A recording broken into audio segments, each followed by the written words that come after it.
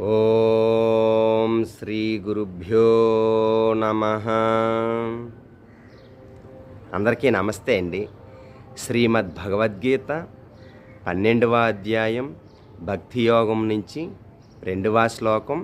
ఆ శ్లోకం యొక్క అర్థం తెలుసుకుందాం. శ్రీ భగవాన్ ఉవాచ మయ్యావేశ్య మనో యే మాం నిత్యయుక్త ఉపాసతే శ్రద్ధయా పరయోపేతాః తే మే యుక్తతమా మతాః.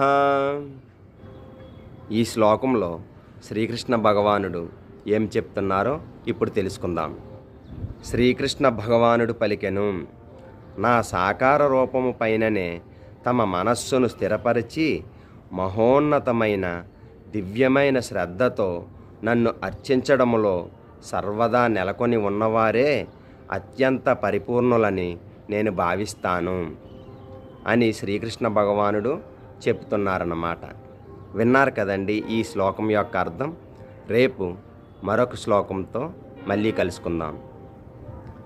హరే కృష్ణ.